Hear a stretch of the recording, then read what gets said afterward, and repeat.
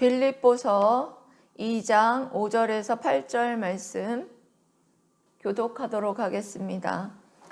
너희 안에 이 마음을 품으라. 곧 그리스도 예수의 마음이니 그는 근본 하나님의 본뜻이나 하나님과 동등됨을 취할 것으로 여기지 아니하시고 오히려 자기를 비워 종의 형체를 가지사 사람들과 같이 되셨고 사람의 모양으로 나타나사 자기를 낮추시고 죽기까지 복종하셨으니 곧 십자가에 죽으시니라. 아멘. 오늘 제목은 여러분들 거기 주보에 있죠? 제목이 뭐라고 돼 있죠? 주님을 본받아서. 네, 주님을 본받아서라는 제목으로 함께 은혜를 나누려고 합니다. 여러분, 예전에 한글을 처음 배울 때 잘 이제 배우고 나서 잘 글씨를 못 쓰지 않습니까? 이제 한글은 좀 알아도 뭐 가나 다라 뭐 기역 니은 뭐 이런 거는 잘 알아도 잘 글씨를 처음부터 잘 쓰는 사람이 없어요. 그래서 그 글씨 연습을 하려고 공책 한 권을 사줬죠. 어머니가 사주셨는데 공책 한 권을 사주셨는데 거기에 뭐가 써 있냐? 이렇게 글씨가 써 있어요. 기역 이렇게 모양으로 두껍게. 그리고 뭐 아, 여, 오, 유, 이 뭐 이렇게 써 있습니다. 지금 세대는 그렇게 안 배웠는데 우리 세대는 그런 식으로 이렇게 따라 쓰게끔 만든 그런 공책이 있었는데 그것을 본이라고 해요. 본. 예, 따라 쓸 수 있게 만들어 놓은 걸. 그리고 또 요즘에 여러분 그 드라마 뭐 헤어지는 중입니다. 그거 보시는지 모르겠는데 저는 그거 보는데요. 거기에 보면은 그 옷을 만드는 디자이너들이 나와요. 거기 공장의 모습이 딱 비치는데 옷을 만들기 위해서는 뭐가 있어야 되느냐? 본이 있어야 돼요. 그 옷을 만드는 이렇게 생긴 본 있잖아요. 그걸 본이라고 합니다. 근데 그대로 따라서 쓰면은 따라서 만들면 뭐가 완성되느냐? 예쁜 옷이 완성되는 것을 볼 수가 있습니다. 사도 바울은 이와 같이 빌립보 교회 성도들이 내부적으로 분열하고 있는 가운데에 사도 바울이 빌립보 교회에게 말했죠. 하나 되라. 외부적으로도 하나 되고 내부적으로도 하나 되라. 그렇게 말씀을 통해서 말했어요. 여러분 뭐 추수감사주일이다 뭐 해서 몇 주 전에 살펴봤던 내용인데 여러분들이 기억을 하시는지 잘 모르겠는데 그 빌립보 교회에게 어떻게 하나 되라 얘기를 했습니까? 기억 하나도 안 나시죠? 제가 말씀을 조금 요약을 해드리면 사도 바울이 빌립보 교회에게 너희들이 내부적으로 싸우지 말고 하나 되라. 하나 되는데 너희들이 하나 되려면 어떻게 해야 되느냐? 겸손해야 된다. 겸손해야 되는데 겸손해야 되는 것에 소극적인 면이 나보다 남을 낮게 여기는 삶을 살아야 된다. 그러니까 나보다 남을 낮게는 여긴다라는 게 뭐냐면은 존경하는 걸 말하는 거죠. 나보다 남을 낮게 여기는 것이고 또 적극적인 것은 상호적으로 서로를 돌보는 그런 삶을 그렇게 살아가는 것이 바로 하나 되는 비결이다. 이렇게 말씀을 했습니다. 그렇게 말씀한 그 문맥 가운데에서 지금 여러분들이 읽은 이 부분이 소개되고 있는 거예요. 그러니까 무슨 말이냐면 너희들이 하나 되는 데에 겸손이 굉장히 겸손해야지만 하나 될 수 있다. 근데 그 모델이 누구냐? 바로 여러분들이 읽은 이 말씀의 주인공 예수 그리스도다. 예. 예수 그리스도가 겸손의 왕이시고 그리고 예수 그리스도께서 겸손의 삶을 살았기 때문에 그대로 예수님만 따라가면 너희들이 분열하지 아니하고 하나 될 수 있다. 라는 것을 말씀해 주시는 것입니다. 그래서 겸손의 극치를 보여주신 주님이 어떻게 낮아지셨는지를 통해서 여러분들이 오늘 그 낮아지심에 대해서 여러분들이 오늘 배우고 또한 그와 같이 주님의 겸손의 그 삶을 본받아서 살아감으로써 주님의 참된 제자들 다 되시기를 주님의 이름으로 사랑하고 축복합니다. 아멘. 첫 번째로는 예수 그리스도는 이 땅에 왜 오셨을까? 이제 오늘 여러분들 말씀을 들으면 여기에 대답을 할 수가 있게 될 거예요.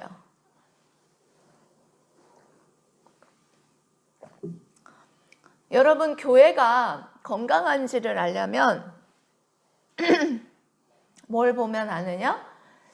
예수님이 누구신지에 대한 것을 다루는 기독론. 기독론이 제대로 세워져 있는가? 그리고 또한 성경을 바르게 해석하고 있는가? 이 두 가지를 여러분들이 보면 그 교회가 건강한지 알 수가 있다는 것입니다. 그래서 오늘 기독론은 여러 가지 종류가 있어요. 예수님에 대해서 말씀한 기독론이 예수님이 낮아지시고 그리고 또 예수님이 높아지시고 예수님의 부활하심, 예수님이 어떻게 탄생했는가 뭐 이런 등등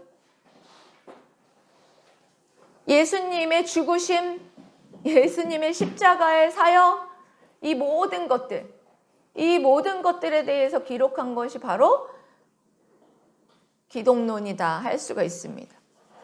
그래서 여기서 오늘은 여러분 예수 그리스도의 낮아지심, 예수 그리스도의 낮아지심에 대해서 굉장히 중요한데 이 낮아지심에 대해서 우리가 굉장히 좀 심도 깊게 여러분들에게 은혜를 나누려고 합니다.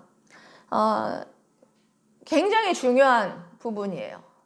그러니까 여러분 중요한 부분인 만큼 여러분들이 눈을 똑바로 뜨고 졸리면 저 일어나가지고 서가지고라도 꼭 들어야 되는 여러분 기독론이 잘못되면 어떻게 된다고요? 이단으로 빠지게 돼 있어요. 그래서 굉장히 오늘 중요한 부분을 다루는데 잘 오셨습니다. 딱 그 부분에 들어가고 있는데 자, 그래서 예수님의 낮아지심에 대해서 아주 잘 표현한 구절이 오늘 6절부터 해서 8절까지의 이 말씀인데요. 먼저 6절 말씀 한번 살펴보겠습니다. 제가 최대한으로 아주 쉽게 설명해 보려고 노력을 하겠습니다. 여러분 6절 말씀 다시 한번 읽어보겠습니다. 시작. 그는 원본의 본체시나 하나님과 공동됨을 취할 것으로 여기지 아니하시고. 아멘. 여기에 제가 오늘 좀 필기를 했습니다. 여러분, 그는이 누구예요? 그렇죠. 예수 그리스도는 근본 하나님의 본체시나 예수님은요, 여기까지만 설명할게요. 예수님은요, 태초에 성부 하나님과 성령 하나님과 성자 하나님과 태초부터 함께 계셨던 한 하나님이셨어요. 이 얘기예요. 그러니까 하나님의 본체시다. 이 본체라는 말이 굉장히 중요하다라는 거죠. 이 본체라는 말을 제가 헬러어로 말해드릴까요? 모르페. 모르페라는 단어를 쓰고 있는데요. 이것이 하나님, 성자 하나님 앞에 적용되면은 하나님의 가장 깊은 본질, 즉 하나님의 본질적인 성질과 성격. 그러니까 한마디로 무슨 말이냐면 하나님이시다라는 거예요. 성자 하나님이시라는 거예요.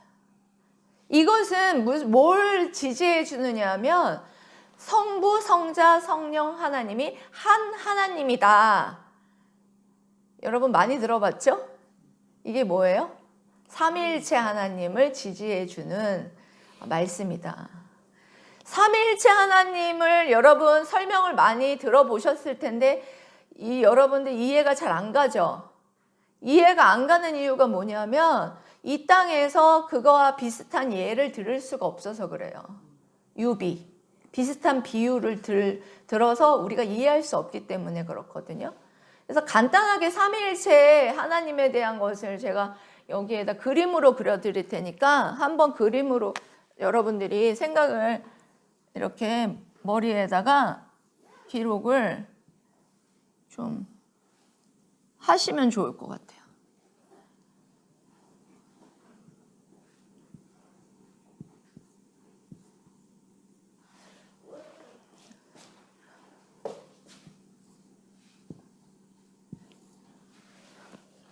제가 그림을 되게 못 그리는데 여기 성부 하나님이에요. 성부 하나님.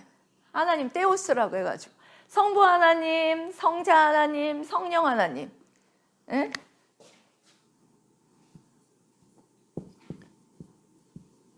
모두 한 하나님이시다라는 거예요. 근데 성부, 성자, 성령 하나님의 위격이 달라요. 위격. 여기가 성부 하나님 1위, 2위, 3위. 이거는 순서를 말하는 게 아니에요. 하나님으로서 한 하나님이에요. 교류하셔요. 위격이 다르고 여기서 여러분들이 외워둘 것은 뭐냐면 성부, 성자, 성령 하나님이 하나님으로서는 한 분 하나님이신데 그 모든 영광과 능력과 존귀에 있어서는 동일하시다. 자, 따라해보세요. 뭐가 동일하다?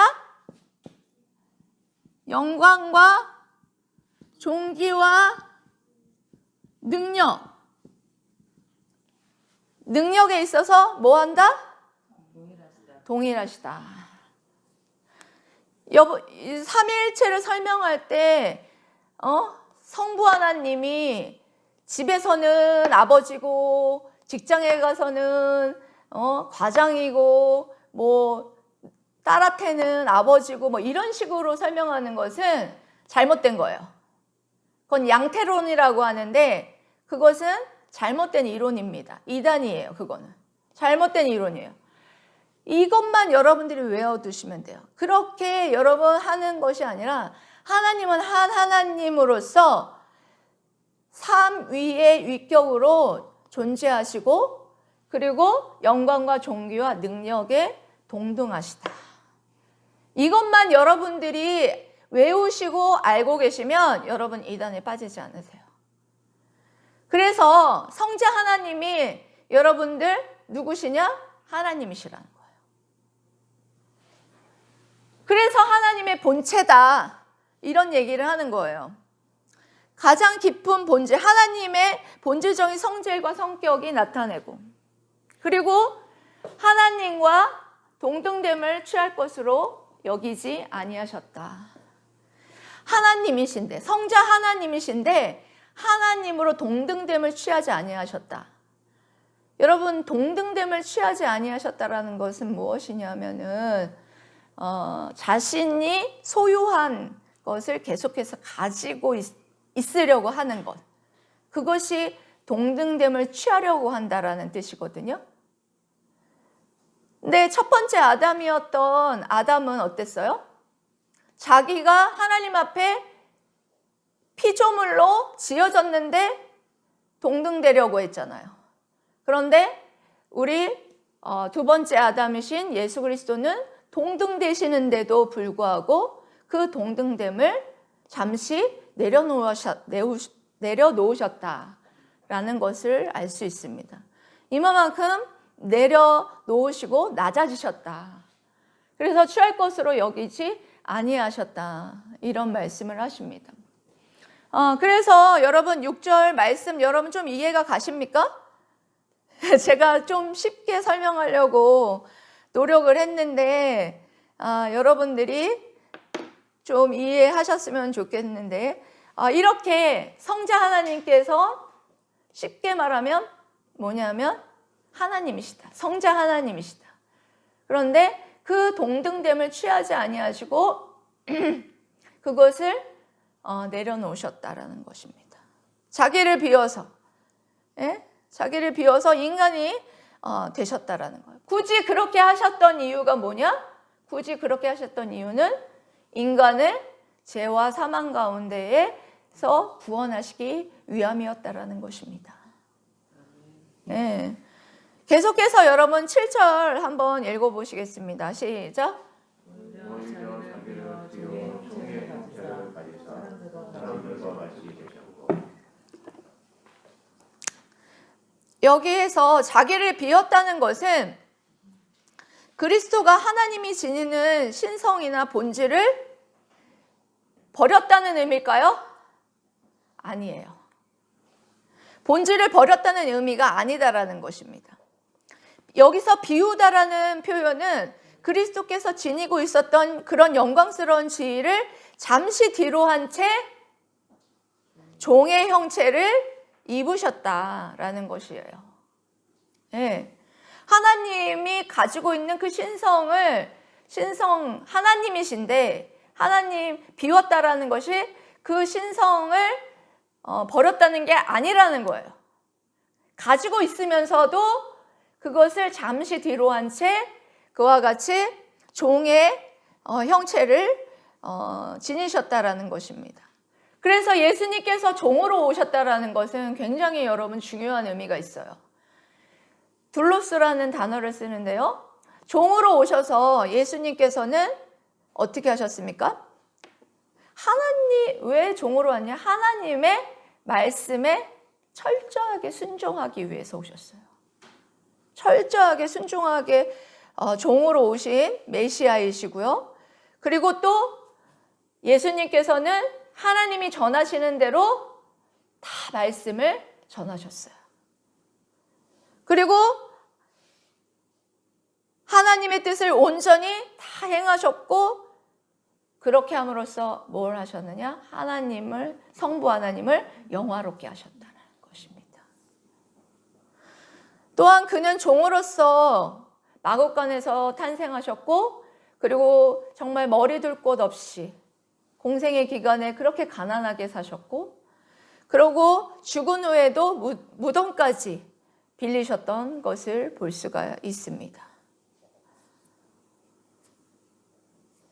즉 완전한 신성을 지닌 예수 그리스도께서 무엇이 되셨느냐? 완전한 사람이 되어서 이 땅에 오셨다라는 것입니다. 여러분 7절 읽으셨죠? 이제 여러분 무슨 말인지 아시겠죠? 종의 형체를 가지사 사람들과 같이 되셨다라는 거예요. 인간이 되셨다라는 거예요. 인간이 되셨다라는 것은 우리의 구원을 위해서 인간이 되셨던 것을 볼 수가 있어요. 8절 말씀 한번 읽어보겠습니다. 시작. 사람의 모양으로 나타나사 자기를 낮추시고 죽기까지 복종하셨으니 곧 십자가에 죽으시니라. 아멘. 사람의 모양으로 나타나사. 여기에서 이 모양은 어떤 거냐면 스케마라는 단어를 쓰고 있어요. 그래서 감각적으로 인식할 수 있는 그런 외적인 형태나 구조를 의미하는데요. 그리스도가 인간과 전혀 다름없는 진정한 사람이 되셨다라는 거예요. 이게 얼마나 중요한지 몰라요. 예수님께서 인간처럼 보이는 인간이 아니라 100% 인간이 되셨다라는 것입니다. 배고픔을 느끼고 슬픔을 느끼고 아픔을 느끼고 극도의 인간의 마지막에 극도의 정말 연약함인 죽음까지 할 수 있는 맛보는 그런 100% 인간이 되셨다라는 그런 의미예요. 그래서 자기를 낮추시고 죽기까지 복종하셨으니 이게 정말 그리스도의 낮아지심, 지극히 낮아지심. 이걸 좀 어려운 말로 예수 그리스도의 자기 비하라고 합니다. 그렇게 낮아지셔서 죽기까지 복종하셨으니 곧 십자가에 죽으심이라. 여러분, 예수님께서 모르페를 그런 신성을 유지하고 계셨지만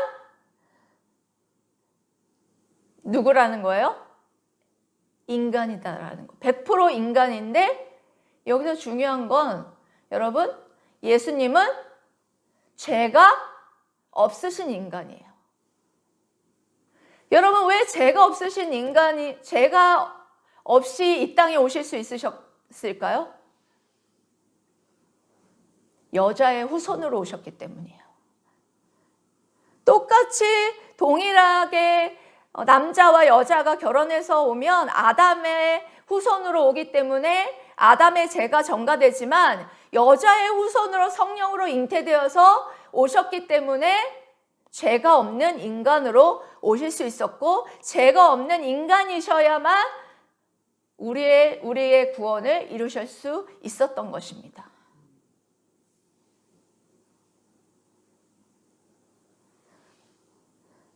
여러분, 이제 여러분 다 이해가 안 가도 좋아요. 제가 정리를 해드릴게요.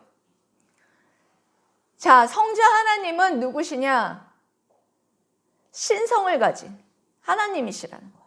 하나님이세요. 인성을 가진 100% 사람이라는 거예요.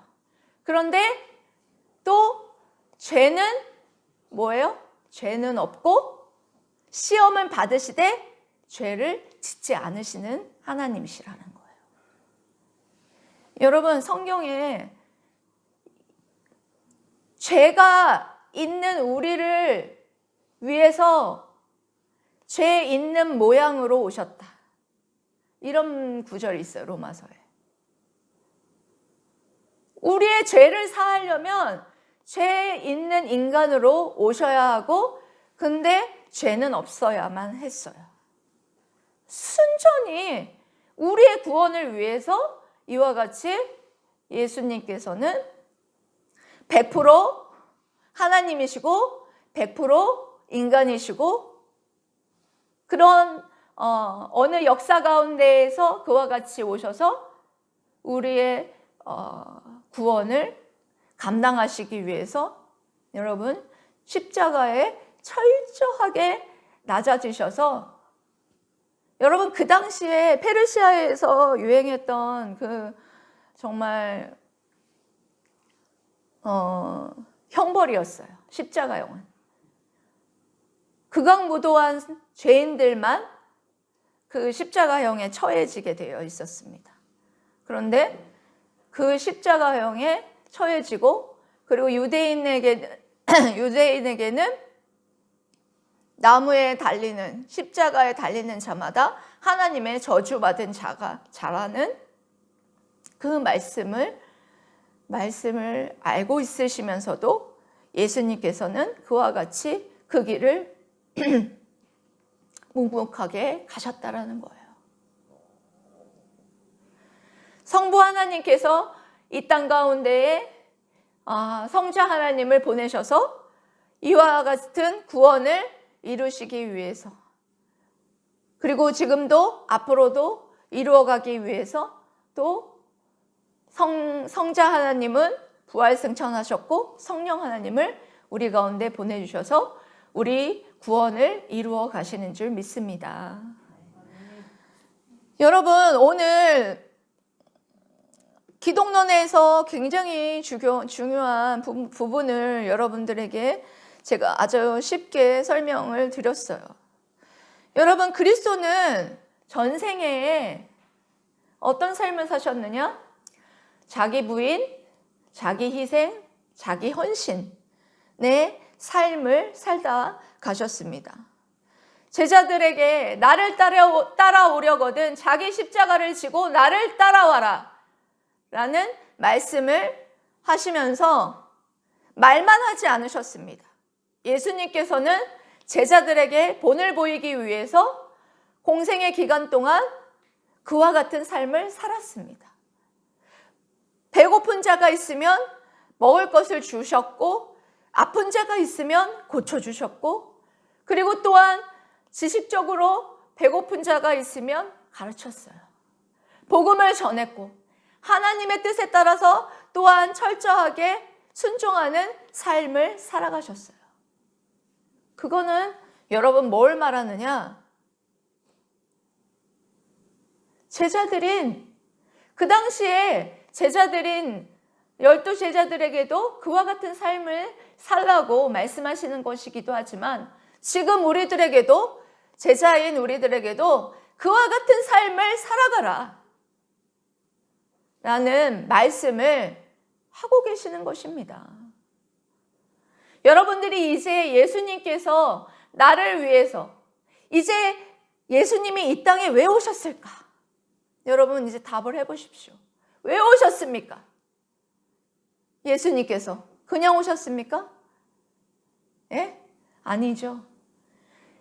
우리 예수님께서는 이 땅 가운데에 하나님의 분부를 받아서 우리들의 구원을 이루시고, 우리를 죄와 사망 가운데에서 구원하여 주시기 위해서 그 놀라운 십자가의 사역을 감당하시고, 십자가에 죽으시고 다시 사심으로 우리를 구원하시려고 이 땅 가운데에 오셨습니다.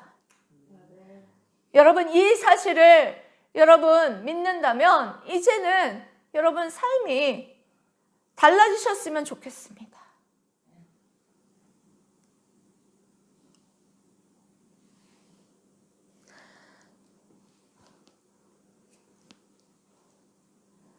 제가 정말 이 말씀을 준비하면서, 그리고 또한 올해 말씀을 포커스를 삶에 맞췄었어요. 좀 말씀을 지식적인 거에서 좀 떠나서 삶을 살아가는 데에 우리가 좀 애써보자. 말씀을 듣고 끝나는 게 아니라 그 말씀을 듣고 깨달은 게 있으면 좀 삶을 하나라도 살아보자.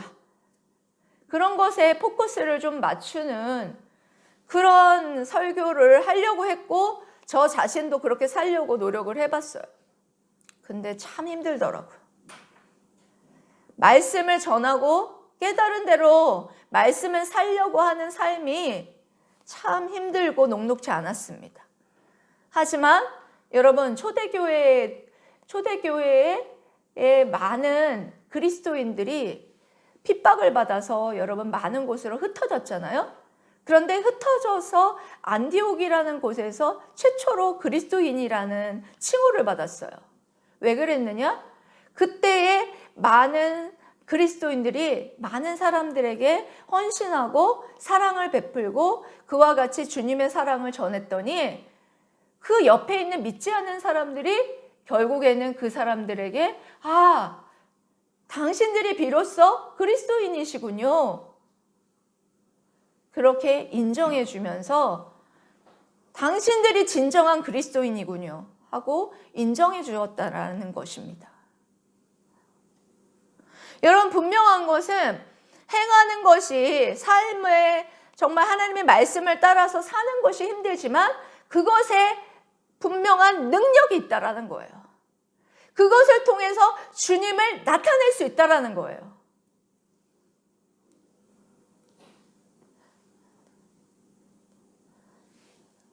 제가 아주 오래전에 읽었던 예수님이라면 어떻게 하실까라는 제목의 책이 있어요.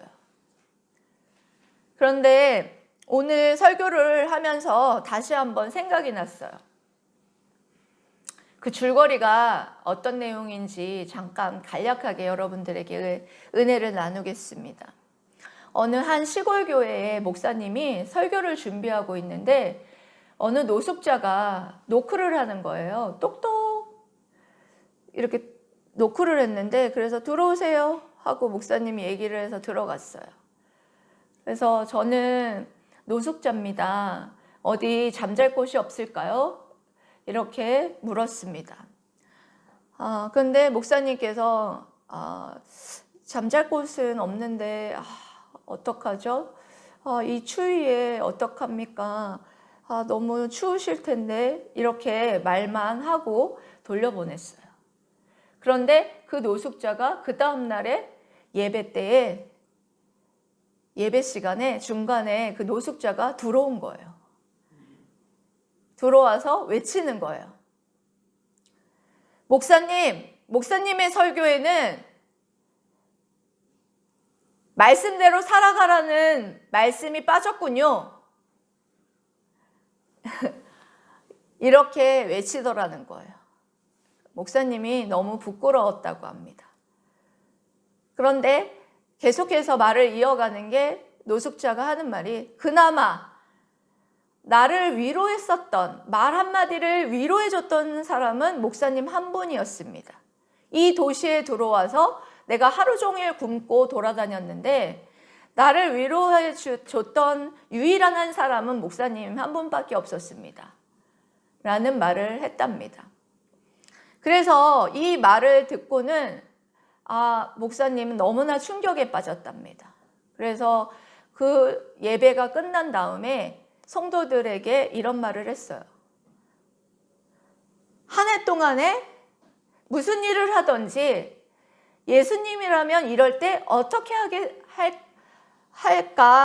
하실까를 물으면서 그렇게 한번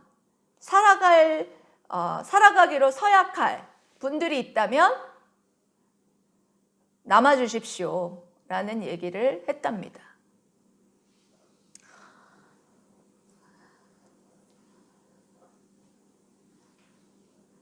그래서 정말 목사님이 그와 같은 서약을 해서 많은 사람들이 그 자리에 모였고 그로 말미암아 그 교회에 목사님이 변함으로 말미암아 그 교회가 변했고 그 지역이 변했고 또 가정이 그 학교가 변하는 놀라운 역사가 있었다라는 그 책의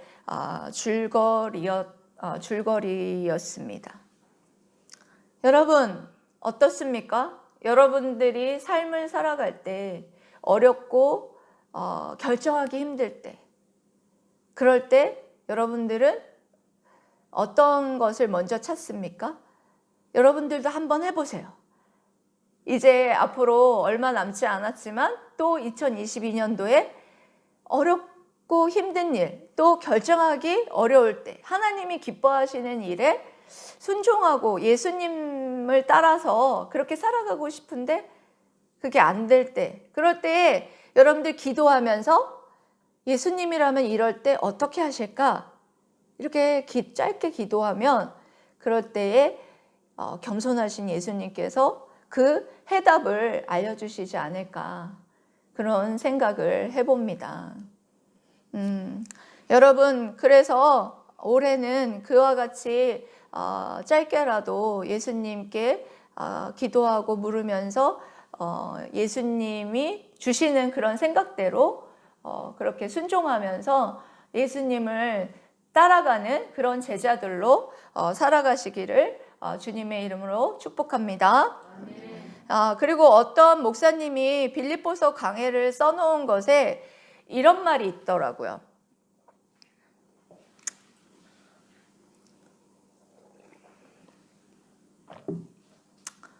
정답이 있는 인생을 살지 말고 해답이 있는 삶을 살아라. 무슨 차이냐면 정답만 있는 사람은 그 정답대로 안 됐다고 다른 사람을 옆에서 막 꼬집고 막 힘들게 한다는 거예요. 그런 사람은 남을 죽이거나 자기 잘난 척하는 것밖에는 안 된다 이런 얘기를 하더라고요.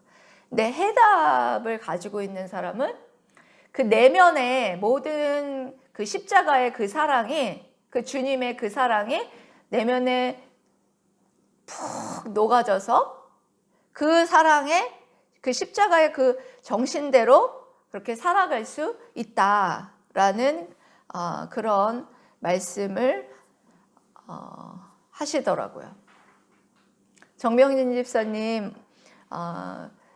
정병일 집사님이 오늘 전도한다고 어제 호박죽 하느라고 힘들어가지고